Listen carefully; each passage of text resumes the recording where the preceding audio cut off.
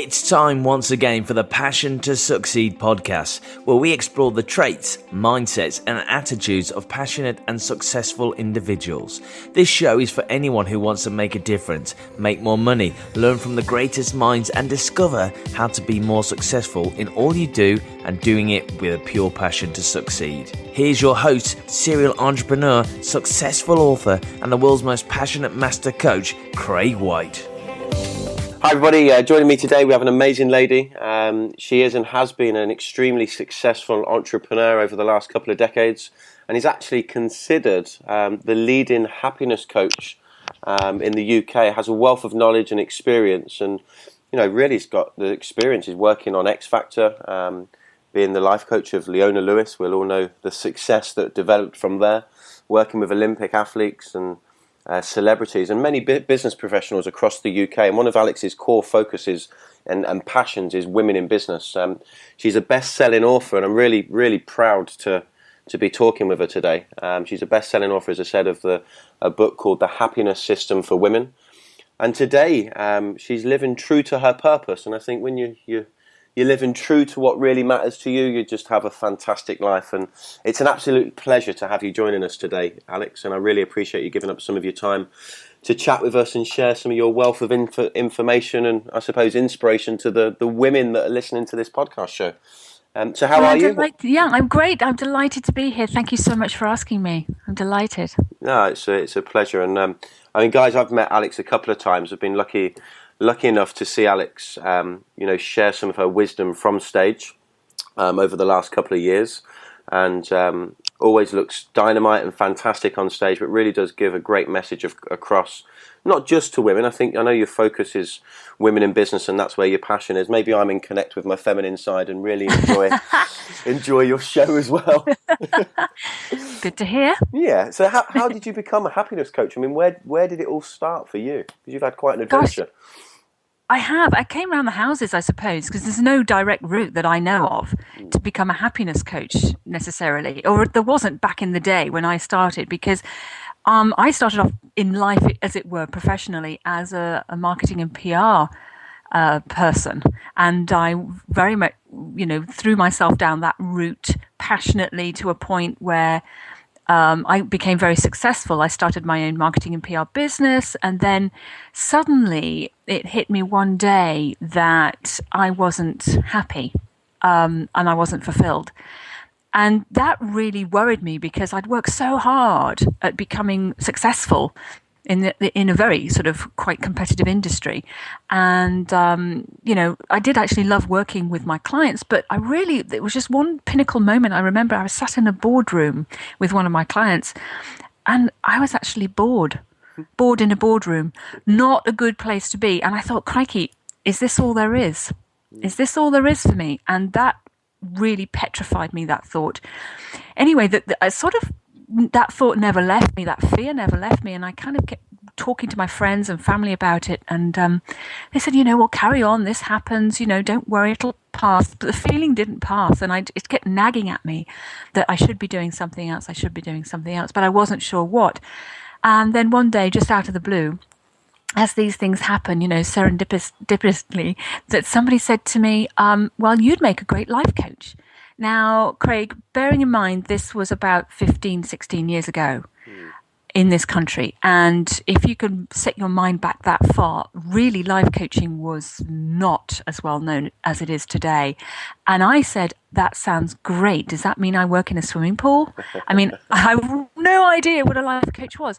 And as if by magic, my friend actually rummaged in her handbag and pulled out a leaflet, can you believe, all about life coaching. So she handed it to me. She went, here, you'd make a great life coach, do this. So I looked at it and I studied the leaflet and I went and found more information about it.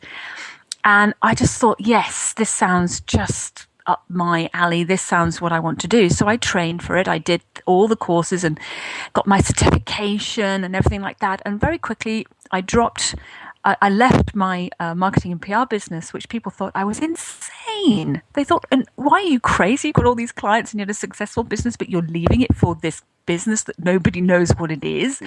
And I kind of said, yes, call me brave or call me stupid. Either way, I'm doing it. And I did it. And I, haven't looked back since, because when I started initially with life coaching, I very quickly got it. It was just like second nature to me. And I loved it incredibly, very passionate about it immediately, and could see for the first time in my life a very long, clear future with this. And so I started my own practice and did very well and loved it. And then thought, right, what's next? Because I am a bit like that. I'm kind of like, go so far and then go, right, what's next? And what I found was next was writing the book, The Happiness System for Women, because what I found was that there was two things. Firstly, that I couldn't coach everybody I wanted to, in the sense that I didn't have enough days or hours in the day to coach the people I wanted to coach or the people that wanted to be coached by me. The second thing was that I found that at that time I was sort of saying the same stuff to people over and over again, and it was very much about the way to be happy. So I thought, well, if I wrote it down, then I could give a book to people I haven't got time to coach. So really help people en masse. So that's what I felt I wanted to do. So how I got to write about the book really was studying happiness. So I went right back to ancient texts, Marcus Aurelius and all the old philosophers, right the way through history to modern philosophy, and pulled out what I could see was a systematic approach to happiness, that it was a step-by-step method, because up until that point, people sort of found happiness to be quite a mystery. And they thought, well, I don't know how to be happy. And people were doing all the wrong things, like trying to buy happiness through shoes, clothes, houses, holidays, or trying to find happiness in somebody else, like a boyfriend, a husband, wife, girlfriend, whatever, and making all these mistakes. And I thought, well, no, I want to give people an absolute map to happiness that is very, very straightforward. And that's when I sort of became a happiness coach. I focused on happiness because that's what people want more than anything else in the world, even above and beyond their health. So I focused on happiness, and that's where it all sort of started from.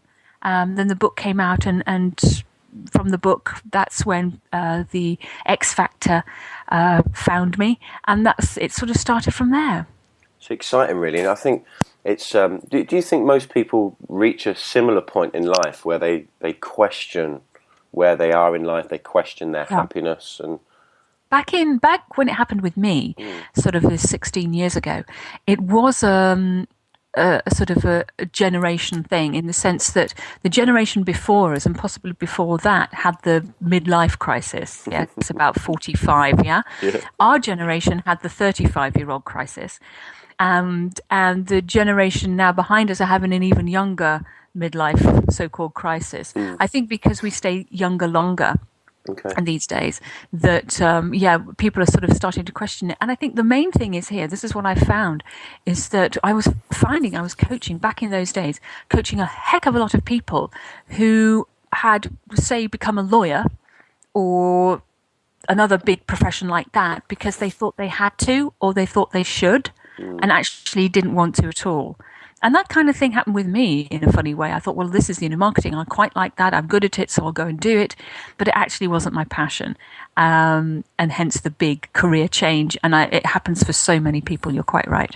Well, I think it takes, courage. And I think obviously you made that decision some sort of 15, 16 years ago. And a lot of people would have said, hey, you're crazy. But actually, I think that's quite courageous. Well, thank you. I think it is. And I think, just listening to you there, a lot of people reach these points in their life where, and so I think that's common across probably the world, but certainly in the UK, where people are falling into what they feel is the right thing, or they're following somebody else's goal for them rather than being true to themselves. And they're probably always going to get to this point. And I'm sure you've coached many people in sort of making these decisions and having that courage to take the right steps in line with what's really true to them. I think I put it this way, though, Craig. I mean, you probably understand this completely, is that if you've got a decision like that to make, or you've got that kind of nagging feeling in yourself that you're not in the right profession, or you're not doing really what you want to do, but you don't feel you're ready to move forward yet and change that. Well, let me suggest this. What if 5 years down the line, you're still in the same place? You're still having the same feelings that you're having now. Or 10 years down the line, it's not happened yet, and it probably looks like it never will now. I mean, can you imagine those feelings? Scary, isn't it? You will feel it petrifies you to think that things will never change, because we put things off, we procrastinate because of fear of the unknown. And we know that it's going to take a huge leap of faith in ourselves, and faith that when we jump, the universe somehow will catch us and support us. And in fact, it always does. But it's actually taking that breath and going, okay, I'm doing this. And when you do, very, very rarely, if ever, do you regret it. No, definitely. But if you don't do it, you will regret it. Yes, I think so. So you talk about you loved coaching people, and obviously still do, and have that wider influence now because of the power of your book, and I know you do some fantastic seminars as well. I mean, what is it you loved about coaching people? What aspects of it do you really enjoy? Reminding people of who they actually are, because people come to me in all different states, if you will. Some are stuck. Some people can't slow down, too much going on in their lives. So however they show up with me, really what I'm doing with people, no matter what their issue is that reminding them of who they are, and reminding them that they are a powerful creative being and not a fearful, self-doubting, playing small creature. I mean, that's just an illusion. I think, with your this book that you've written, it's obviously allowed you to reach that wider audience and offer the system for happiness, which I know your core focus is, women entrepreneurs and women in business. I mean, take us through the principles in that really are in place to kind of empower people. I know there's a lot of things you focus on in increasing people's happiness levels, their confidence. Yes. I mean, what's the core aspects of the book, for the ladies that are listening to us today, and they've maybe not come across you yet. I mean, where have they been for the last 15 years? But if they've not come across you or been lucky enough to meet yourself or see some of your work and be inspired, right. What can they expect from the book? Because I highly recommend that they'd get a copy. Sure. Well, bless you. I'm not actually omnipresent yet, but I'm working on it. So if you haven't heard of me before, it's fine. It's not your fault. It's my fault. Well, the actual core message of the book, and what I actually tell my gorgeous, wonderful women entrepreneurs that I work with, is and when they own a business, because we are very emotional creatures, and that's perfect. A lot of people see that as a weakness, being emotional, but actually it's an incredible strength. And it's to really understand that whatever work we do or choose to do should be, in order for us to be successful and happy and fulfilled and confident, is it to be an authentic expression of who we are. So if what you do for a living is an authentic expression of who you are, then you are going to be successful. Now, you need other strategies in place, obviously, for business models, etc., and that's what I teach as well. But coming from the core of who you are, it has to be authentic. If you are trying to be somebody you're not, that is where life becomes exhausting and frustrating and unfulfilling. When you are actually being your true self and playing large and, not hiding away and shining, I call it, a lot of the stuff that I do is called time to shine, is to shine from inwardly, outwardly, so people can really get the gift that you've been on this planet to give, because we all have unique gifts. We all have something to contribute uniquely to this world. And when you can tune in with that and connect with that and bring that forward into your life every day and have it as a vocation, then that is the ideal scenario. I completely agree with you. I've learned and grown a passion over the years that I think everybody has that inner power, that specialness inside them that's just waiting for maybe the right environment or somebody to believe in them, or for them to reach a point in life where they say, hang on a minute, this isn't me, and they have the courage like you've had to maybe unleash what's inside them, but it's always been there. But maybe sometimes society hinders that or prevents people from really living what's true to them. I mean, you call it your our inner diamond. Yes. I mean, would you mind taking us through your philosophy of what you mean by that? Sure, of course. Yes, I do. This is what I hold the thing that comes from, time to shine, because I believe that we all have the ability to shine. We were born with the ability to shine from within. This beautiful purity and, power and strength, just like a diamond. I mean, there's nothing tougher on this planet than a diamond. So naturally occurring. So I think that, when you allow yourself to shine, and this inner diamond can get buried over time, when people happen to us that aren't always positive in our lives, or situations happen to us that aren't always positive in our lives, then if we don't have a balanced guidance through it, then this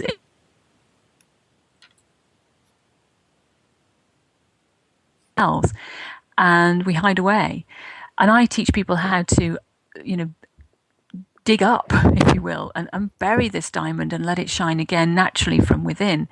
And when you do that, you can connect with all your sort of innate inner resources like confidence and wisdom and nurturing and power and all those types of things that we already have within us, and reconnect you to that, so that you actually feel that you're living the life that you should be living.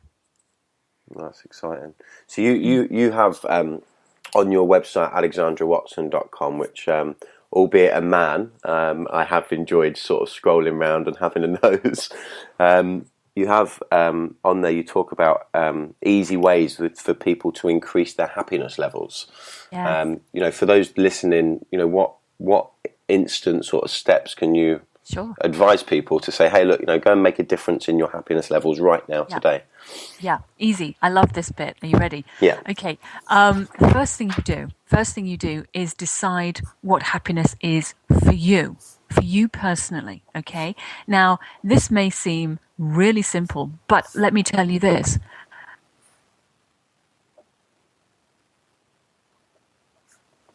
Pressure, influence, and parenting. Alex, sorry to interrupt. There was a little distortion because we're on Skype. I know both of us. I lost you there. We got decide what happiness is for you personally, and then we had a couple of second breaks. So sorry to ask you to tell us from the beginning again. I want people to really benefit from us talking. Sure, of course. I'll repeat that. Like I said, you've got to decide what happiness is for you personally. Now, I know that sounds simple, but it's because the reason I say it is because through peer pressure, parents, society, and community can tell us, and definitely in newspapers and TV and all the media, can tell us what happiness should be, should look like. But absolutely, happiness for you has got to be a personal thing. So what makes you happy may not necessarily make somebody else happy, even your best friend or your sister or your brother or your mother. It's a very personal thing, and you've got to just sit down and decide what makes you happy, and then go and pursue whatever that is. Now, a lot of people think, well, if I have more shoes, or more successful, that will make me happy. Yeah. Thin models. And I can tell you that doesn't necessarily make somebody happy. So it's a very personal thing. So find out what happiness is for you and ignore what people are telling you what will make you happy, okay? It's never anything on the outside. That's a hint, all right? There's never anything on the outside. Maybe some outdoor pursuits make you feel uplifted and boost your energy, and you can connect with nature that way. But happiness really is an internal journey. The next thing to do is to get rid of what you have been buying into as far as happiness myths are concerned, which are things like, I've heard this one before, can you believe, Craig? And this is frightening when I hear this, is people say, oh, I'm too old to be happy. Okay, if you say so, just be careful what rules you're putting around yourself when it comes to happiness. What you're saying, well, this has to happen first before I'm happy, or I will be happy when this happens. That is putting rules the moment, and because you decide to be. So really, then the next step would be for you to clear the pathway for happiness, which means that you have to get rid of the obstacles in your way, which once you've cleared the myths and the lies about happiness, which is all the material stuff and all the nonsense I've just mentioned, and really understand that you have to get rid of negative beliefs about who you are. When you sort of exorcise, if you like, negative beliefs about yourself, then that frees you up to accept who you are.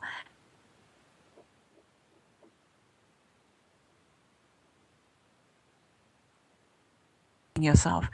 And then when we get to loving yourself, we actually want to love ourselves unconditionally.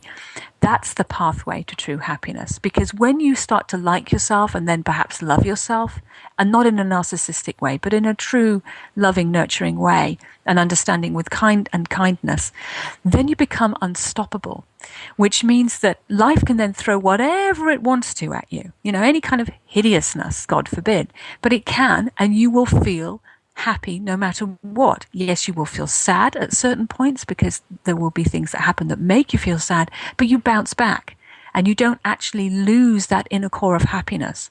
Once you get to that stage, then you, like I say, you become unstoppable and you really are what I would consider a truly happy person. Not faking it, but you are really, truly happy. So that's 3 really simple steps that people can start to work on. And would you say one of the kind of the issues people don't spend really? I mean, these 3 core steps, deciding what happiness really is internally and getting rid of the rubbish, the negative, the myths you're talking, and then obviously really learning to love oneself. I suppose it's like that philosophy. You can only truly love others when you love yourself first. Yeah, absolutely. Yeah, and would you say these 3 simple yet powerful steps? It's people need to actually maybe diarise, and I know me and you have talked before about actually having deadlines to work within so that we get things done. Yes. Would you think, an idea for people would to be say, hey, look at this daily, or maybe set time aside daily or weekly or somewhere in your life, in your schedule, to actually focus on these 3 core elements of happiness? Yeah, I mean, you could sum up these 3 in one particular very ancient philosophy, which you find in lots of different religious and non-religious philosophies, type scripts, which is know thyself. Okay. It's really about self-awareness and knowing who you are and what you want. You can't say it more simply than that. When you know yourself, I mean, really know yourself, not think, oh, I'm this quiet or shy person who's not ready and I'm fearful of this and I can't do that. That's not true. Those are the negative beliefs. When you actually know who you are, like I said, this powerful, creative human being, that's who you really are. When you know that for sure, then that's it. You've got it cracked. And I think that there are other things as well. The reason I made a sort of a happiness system, if you like, a step-by-step, is because you've got to go down those 3 roads first before you can start doing things like affirmations or start, like you say, to have decent relationships that are going to last, without hang-ups and whatnot, because things have got to happen in a chronological order. That's what used to make me sort of chuckle sometimes when I saw people say, well, to be happy, go and kiss a puppy or watch a sunset. That'll make you happy. Sit for 5 minutes and read your favorite magazine. Well, I know for sure that that doesn't float everybody's boat, that if you actually ask a woman to sit down for 5 minutes and read a magazine, the first thing she's going to feel is guilty. Okay. All right, she's going to feel guilty that I'm not doing something, I'm not looking after my children, or I'm taking this time off of myself. So you've got to actually get to that place where you allow yourself the nurturing time off, if you will, the self-full time. So you can sit down with 5 minutes or more with your favorite magazine and be okay with that and not feel guilty about it. So, women are complicated creatures, but it's a beautiful, complicated way we are. And so having a systematic approach to happiness makes sure that you lock in the real aspects and characteristics of what inner happiness is before you sort of touch the outside and have other people's influences involved. I really love that, and I really truly understand the power of spending times with oneself to really connect with what's true to us. I mean, obviously, as I mentioned at the beginning, you're living true to your purpose. Yeah. Because one of the things I love, and I feel I've noticed about you, you're not just sharing this information, it's how you live. And I have a lot of respect for that, because I know there's a lot of fabulous information out there that comes from all areas. We can consume, inspiration from many areas, but I think it's just great to see somebody who, walks the talk, and these philosophies are things that you actually live your life by, and you can tell that, you can hear it. Thank you. I do. Yeah. Okay, I know I'm really kind of chatting to trying to get as much information out of you as possible. You mentioned something there, and just to kind of gain a little bit of clarity for people, you mentioned things have to happen in a chronological order. What do you mean? Well, thank you for asking that, because it's a really good point that I can't emphasize enough, which means that a lot of people say that, the way to be happy is to have gratitude, for example, to be grateful for what you have. And I get that. And yes, it's right. But you've got to approach gratitude in a certain way after you've done a few things first, because quite frankly, it's very difficult to have gratitude, truly authentic gratitude, when you, for example, are resentful of somebody in your life. You have this holding a resentment for somebody. So to put the chronological idea into this point, then you would have to therefore go through forgiveness before then you could have gratitude, truly. You would have to get rid of those resentments and absolutely go through the pathway of true forgiveness and forgiving people and forgiving yourself for certain things or whatever it is. Before then, you could absolutely have gratitude, because otherwise it's fake. It truly is. I feel like I'm the little boy in the fairy tale, The Emperor's New Clothes. I mean, hello, the Emperor's naked. That doesn't work. And I'm kind of a whistleblower for the fake information you get about how to be happy, because I'm passionate about people understanding it and taking the mystery out of happiness for people. So if you're trying to be happy through gratitude, fantastic. However, you've got to get rid of all your anxieties and resentments before gratitude can actually work. So in a way, I suppose, let go of the past in a way. You have to let go of the past, because it's nothing to do with you, really. I mean, you can have the argument, which is true, that you wouldn't be who you are today if it wasn't for the past. Absolutely, but you're in the moment. We're living in the moment, and I'm a planner, don't get me wrong. I love projecting myself into the future and planning ahead. That's great. But I'm very aware of the here and now and my choices that I make in the here and now, because choices are another thing. One way to true happiness is to make really good, powerful choices. But again, you can't make powerful choices, or you'll be limited in the powerful choices you can make if you have negative beliefs about yourself. Yeah. So something's got to happen first in order for you to make powerful choices, in order for you to have gratitude, and then, what I mean, it's got to be a step-by-step process, and that's what I developed. Yeah, I completely understand what you mean now, and I can see how you can take that to different aspects of life to get that philosophy of the chronological order. You've got to be you've got to have the chronological order, otherwise it sort of doesn't do what it says on the tin.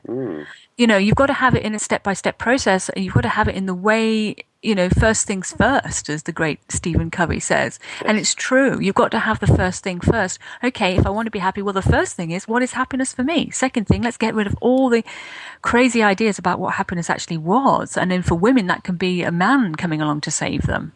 Or very recently, in the last sort of generation, is my work's going to save me. So it's not about that. You need to get actually inside and internal and do what I call the internal work. Now, the internal work really consists of going through all these things and clearing the way, like your negativity and resentments and all that. But then also it's actually refulfilling, filling up the vessel again. And that's with positivity and loving yourself and, like you say, allowing and being open rather than closed. And even if you do have fears, and we all have fears on different levels, it's being able to have make the choices around your fears, not because of your fears. Listening to your intuitive self, trusting yourself, all of these incredibly important things to do, because if we live our life based on fear, then we are going to live a very mediocre life. unfortunately, because that's all we will allow ourselves to do. But when we come from our intuitive self and our soulful voice, or our gut feeling, if you will, then we have a more powerful, courageous, and vibrant life.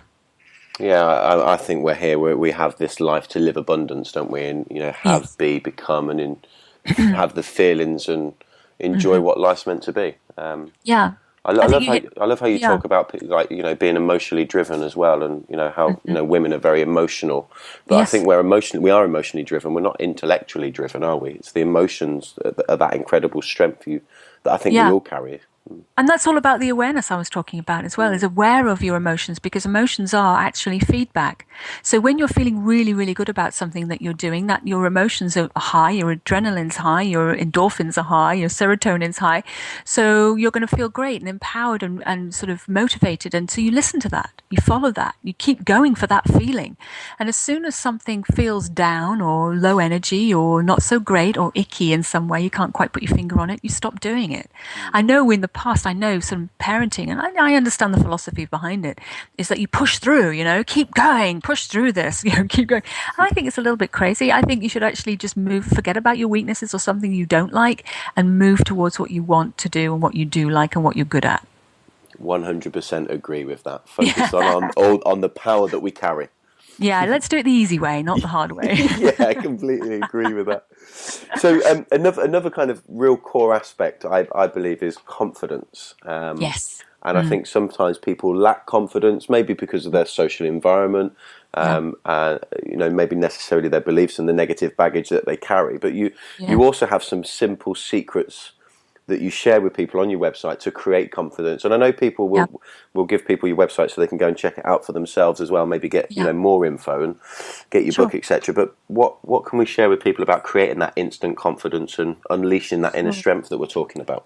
Of course, just to let you know that there's a lovely freebie on the website too that they can just go and get. So just go and have a look at that. It's an audio of me telling you how to be unstoppable in happiness and confidence. So Brilliant. That's a perfect freebie for them to go and get, my gift to them. But yes, what are the core secrets to it? Well, confidence is a really interesting one, actually, because it is something you can actually fake. Mm-hmm. Hands up, who's faked being confident? Yeah, hello. That act as if attitude, isn't it? Act as if, and I've seen very, very well-known people off stage and screen fake it, absolutely fake their confidence. And people that would surprise you, that you think are super confident and because of their demeanor and whatever, but it's something you can fake. Hurrah. That's it. I'm all for faking confidence in the sense that, fake it till you make it. And I think that, don't fake anything else, only confidence, all right? Because confidence, when it's one of those things that it's like a muscle. We've already got the muscle within us, but sometimes it's something we've not used quite often. Therefore, it's a bit flabby as a muscle. So we need to work it out. So in order to work out that muscle and get it stronger and to be more of a part of what we do on a daily basis, is to imagine yourself feeling confident. This is what I call mental rehearsal or visualization, if you will. And that is just to remember a time that you felt really confident. And we've all had those times, just even if it was just a tiny moment at one point in your life where you felt really good about yourself and felt confident and relaxed and happy.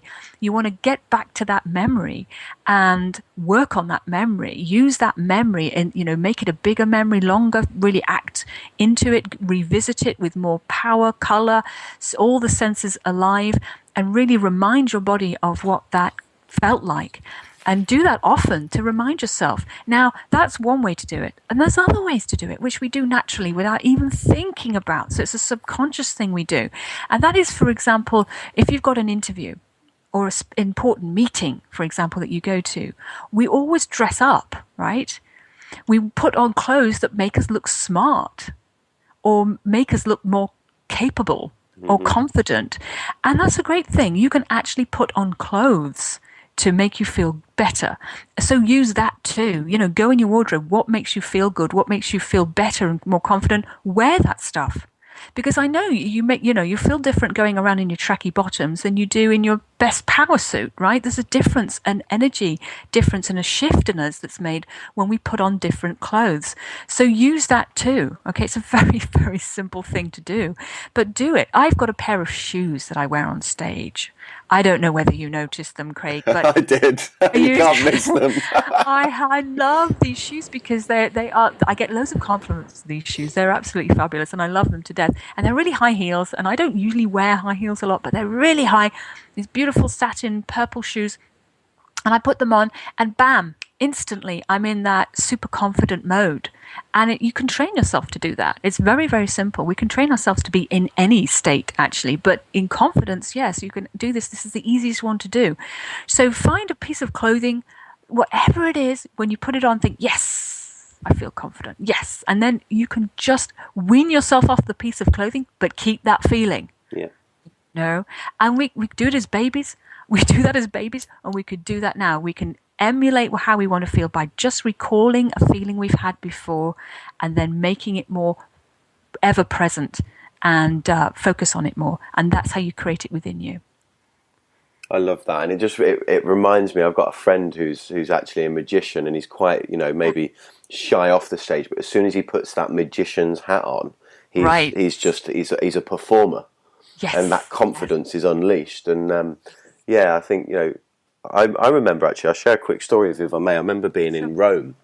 We're going back some years. Beautiful city. I love the Italian culture. And I was staying in the Cavalieri Hilton Hotel, and a beautiful hotel, probably one of the most spectacular hotels I've stayed in. And I remember, I bad habit at the time, Alex, I smoked at the time, and I remember walking down the shop for some cigarettes. Now, I'd had a little bit of a party with some friends the night before, and I wasn't feeling at my best.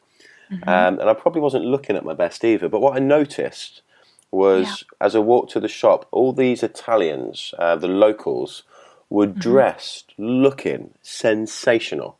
Yes. They looked fantastic just to go to the shop to get the morning's paper and a packet of cigarettes. Right. And I could see that they walked strong. They walked confidently. Yes. And here's me not looking so great, not feeling so fabulous, kind of dragging my feet a little bit. And it really made a strong impression on me about exactly what you're saying, dressing for success and how that actually makes you feel great from within as well. It sure does. And what could be easier, Very easy thing to do. And so why not do it? And actually, just talking about that a little further, I've got this story, I don't know whether you heard this one, about Beyonce. Okay. Just coming off the back of your lovely story about your magician, is that Beyonce, when she goes on stage and she does those amazing performances, that she says it's not me that's doing them. She says she has an alter ego that she calls Sasha Fierce. Oh.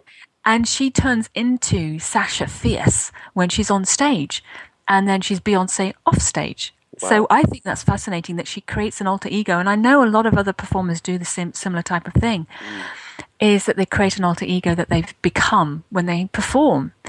And we all perform in life anyway, for one level or another. I don't have to actually have stage lightings and cameras. We all have a sense of performance, whether it's at work or at home or whatever it is. And actually, I think that's a fun thing to do. You can create your own project to work on, or you've got a big event to go to, or a big meeting or an important interview or something like that. Create this super persona of your bigger, shinier self and step into it and walk around in it and use it. And you can always come out of it again later, but, see how it feels. That's exciting. I'm sat here with a smile on my face. I'd love to know what yours looks like, Craig. Oh, dear. Love it. Brilliant. Hey, well, I think it's been a pleasure talking to you. Do you know, I think and I can see and understand why you're a mentor to so many women in business and entrepreneurs. You must have your mentors. Who are your mentors, Alex, if you don't mind me asking? No, not at all. I've had so many over the years, and I've had some amazing ones. I always have tried to go to the best I can find, because that saves you time, energy, and money, right? Of course. I've had a lot of people come to me because they've chosen mentors that didn't do that for them, So I've always made sure that I've chosen really fantastic mentors. And one of the first mentors I had was Mark Victor Hansen and Robert Allen. They were, the two of the probably still I'm not sure about how they rate with J.K. Rowling, but some of the best-selling.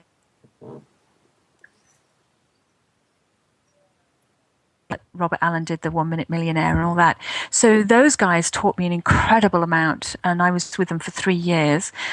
And then Jack Canfield himself, the other author of Chicken Soup for the Soul. Yes. There's been Marianne Williamson, of course, from Return to Love, Ilania Van Zandt.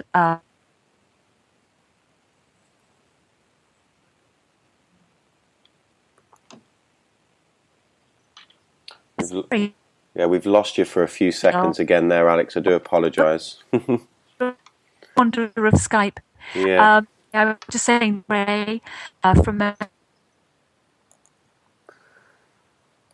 Yeah, we've lost you again. I'm not sure if you can hear me. As I said, the wonders of Skype. Are you back with us? Almost? Oh, there you are. We've got you back. I do apologise. Yeah, so you're saying Marianne Williamson and... Yes, Dr. John Gray. Okay, yes. From Men Are From Mars, Women Are From Venus. Gave me a lovely testimonial on my book too, which was very kind of him. And more recently, I've sort of been looking towards people who are more business orientated, in the sense that because I'm really fascinated with business, I think it's such an incredibly interesting thing to be, is to have your own business. I mean, it's incredibly challenging, but so fascinating and so fulfilling.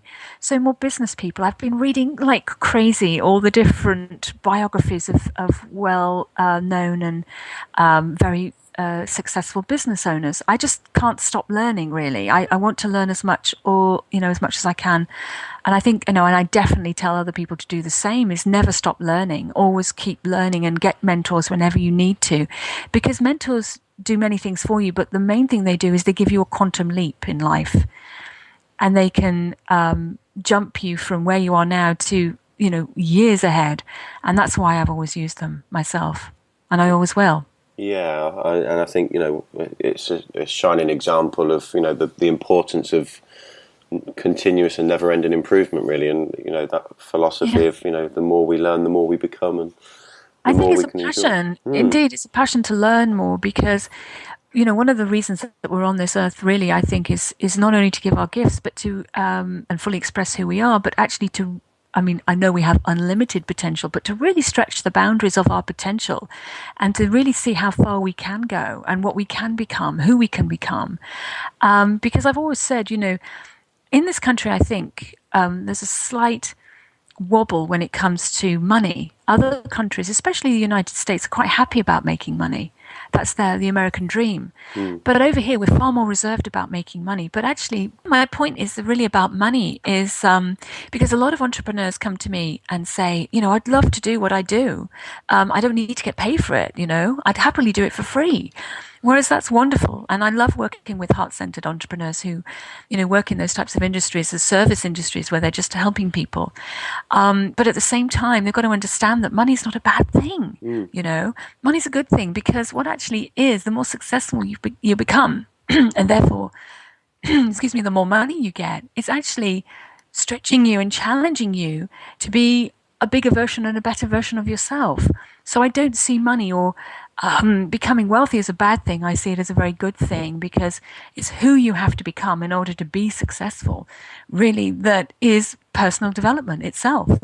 Because people always say to me, well, I'm happy to give away what I do. And I say, well, that's not serving the world if you do. Because whatever you do has to be an exchange of energies. And that means that, so whatever you help somebody do, they really should, give you an exchange of energy back. Now, back in the days, that was bartering, right? We used to barter a bag of rice for a bag of peas. Yep. But now it's money. The commodity we use is money. And therefore, be happy about that. Be happy that you are going to be paid well for what you do, because what you do is of great value. And I think that that's what I teach a lot of the women that I work with who have their own businesses. So encourage them to move towards being the best version of themselves, to play big and to shine fully. I think that's the most important thing. Well, Alex, do you know, it's an absolute pleasure being speaking with you today, and I'm positive, you know, our female women in business listeners have loved today, and hopefully they'll connect with you and look upon you as an inspiring mentor. And I'm sure those men of the world that are in connection with their feminine side, like myself, I like to believe. Yeah, we love you too. We'll have enjoyed the show as well. Alex, thank you very much. I know you're going to be watching the rugby today. I am. Go England. Yeah, so you have a lovely afternoon, Alex, and thank you for joining us all. My pleasure, Craig. Bye-bye. If you enjoyed today's show, we would appreciate it if you would like. Most people share through social media, then subscribe, rate and provide a review over at iTunes and SoundCloud. That's all for today. Thank you for joining us. The Passion to Succeed show is brought to you by passiontosucceed.com. Get over to the website, subscribe and join the community of passionate people.